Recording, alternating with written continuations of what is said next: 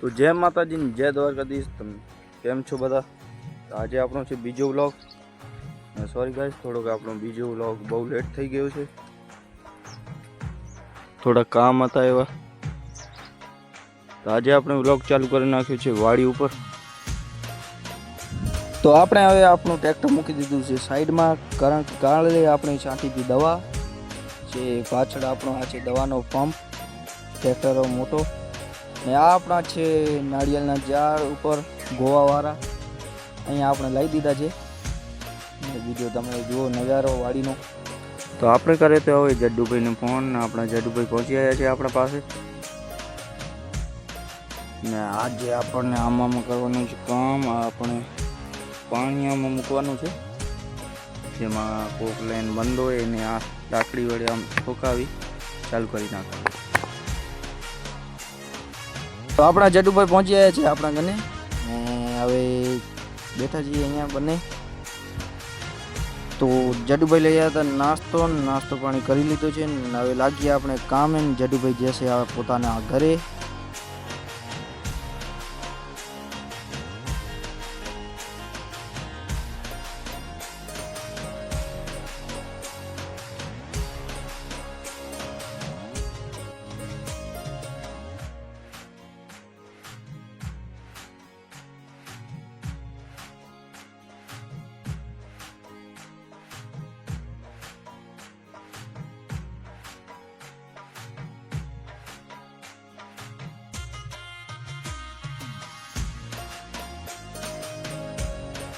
તો હવે આપણને લઈ જવાનું છે ઘરે ગાયો માટે ચારો.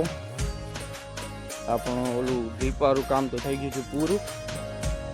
હવે આ આપણને બોથા વાઢવાના છે. જેને વાઢવામાં આપણને લાગશે 2 મિનિટ.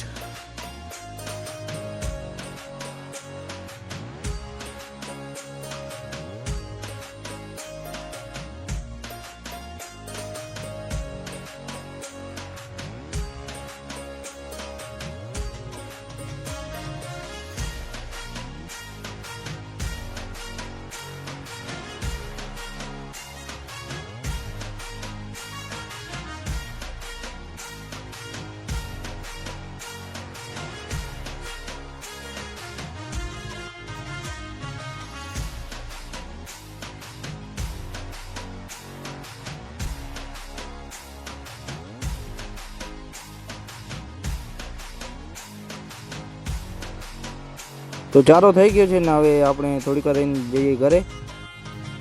તો ગાઈસ આપણે હવે ટ્રેક્ટર લઈને જઈએ છીએ ઘરે. તો બપોરના વાગી રહ્યા છે કંઈક 1. હવે આપણને જવાનું છે ઘરે. તો આપણે હોન્ડા લઈ ગયો માવી.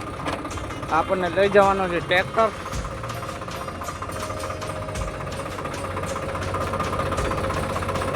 તો આપણે ટ્રેક્ટર લઈને નીકળી ગયા છીએ ઘર સાઈડ. 1 વાગે છે ને ગાઈસ અહીંયાનો રસ્તો બહુ જ ખરાબ છે. બહુ તમને સારા રસ્તા ઉપર જઈને મળું. તો ગાઈસ હવે કંઈક રસ્તો સારો આવ્યો છે.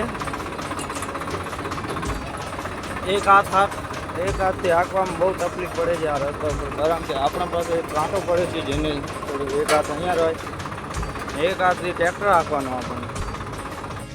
તો ગાઈસ હવે આવી ગયો છે આપણા ગામનો રસ્તો. આપણા તમે આમાં જોઈ શકો છો કંઈક ફસાઈ ગયું છે.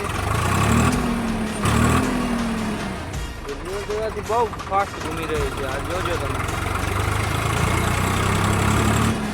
તો હવે આપણે નાહી ધોઈને આવી ગયા છીએ ટેકરી ઉપર ને આપણા સાથે છે આપણા જડુભાઈ. આપણે બપોરે ખાઈ પીને સૂઈ ગયા હતા. હવે ઉઠીને ડાયરેક્ટ નાહી ધોઈને આવી ગયા છીએ ટેકરી ઉપર. આપણા જડુભાઈ કંઈક ફોનમાં ટાઈમ પાસ કરે છે, સ્નેપ વાપરતા. ને આપણે જેવો કેમેરો ચાલુ કર્યો એવો સ્નેપ કટ કરી નાખી.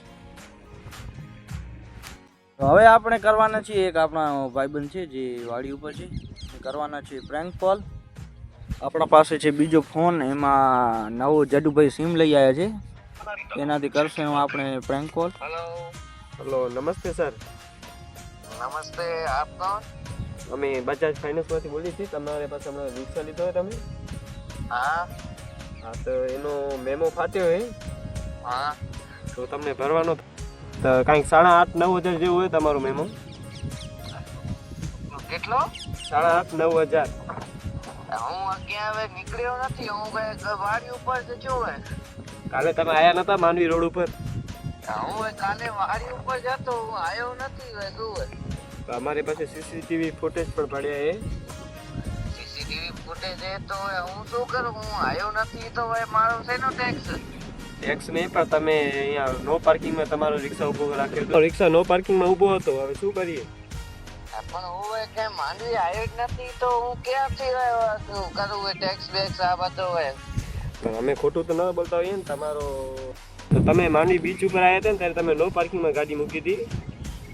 પણ હું આવ્યો જ નથી તો હું 3-4 દિવસથી હું વાડી ઉપર પાણી વાળું છું હવે પણ અમારી પાસે તો હવે શું તમે ફોન પે કરશો કે તમે લાઈવ આવશો અહીંયા? પણ હું આવ્યો જ નથી તો હવે શેનો ટેક્સ ભરવું હે તો ટેક્સ તો ભરવો પડશે ને. હવે અમે કાંઈ ખોટું તમે ન બોલતા હોઈએ ને. એટલે તમારી રિક્ષાના નંબર 33-36 તમારી જ છે ને? અમારી ગાડી આ ગાડી નંબર આ નથી હે અરે પણ અમને કાંઈ ખોટું બોલવાનું હોય નહીં ને. હું બતાવ્યું છે, તમારું નામ બતાવ્યું, તમારો મોબાઈલ નંબર અમે અહીંયાથી જ નીકાળ્યા. મારી એટલે સર હવે શું તમે ફોન પે કરશો કે લાઈવ આવો? શું હોય બીજી વાત તમે મૂકો હવે. પણ કે શેનો રૂપિયા ભરું હું આવ્યો જ નથી તો હવે ફોન પે ની હોય ક્યાં હવે કરો તમે એમ નહીં, પછી તમે રૂપિયા નહીં ભરો તો પછી તમારો રિક્ષા જપ્ત પણ થઈ શકે છે. જપ્ત કોણ કરશે હું જોઈશ હવે તો હું આવ્યો નથી ગૌરવ તોય હવે સર તમે શું નક્કી કર્યું? તમારામાં કે હિંમત હોય તો આવીને લઈ જાઓ. હું જોઉં છું હવે કોણ લઈ જાય મારી રિક્ષા હવે ઓપન ચેલેન્જ છે લઈ જાઓ હવે લઈ બતાડો અહીંયા. તો સર હવે તમે પછી આજે ઉપડી જશે ને સાંજે 7-1 વાગે? ઓપન ચેલેન્જ છે આવીને લઈ જાઓ બતાવો લઈને બતાડો તો હું હવે માનું ભાઈ. પણ આજે તો તમારી પછી છૂટી નહીં થાય તમારી રિક્ષા. હાથ તો લગાડી જો કે કાપી નો નાખું તો આ શું તમારાથી થાય ઈ કરી લેજો હવે. અરે હલો, હા એસપી સાહેબ પ્રેન્ક કરતા હતા.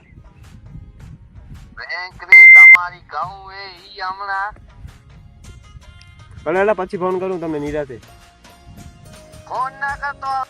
તો તમે જોઈ શકો છો હવે સરસ મજાનું સનસેટ થઈ રહ્યું છે. આપણા ભાષામાં તો સનસેટ ન કહેવાય, થોડાક એવા ભણી લીધું છે થોડું એટલે સનસેટ કહીએ છીએ. ને આપણા જદુભાઈ અહીંયા બેઠા છે. દાંત બહુ વાઈટ છે એટલે ઘડી દેખાડે છે આપણને. આપણો ગામનો નજારો તમે જોઈ શકો છો. તો ગાઈસ હવે આપણા સુરત દાદા પણ જાય છે પોતાના ઘરે ને આપણે પણ હાલીએ હવે ઘરે. તો જટુભાઈ હાલશું ઘરે હવે કરીએ આપણે વિડીયોને એન્ડ ને કહી દેજો કોમેન્ટમાં કે તમને આજે પ્રેન્ક કેવો લાગ્યો. ગામનું થોડુંક જબા છે તમે ઇગ્નોર કરજો.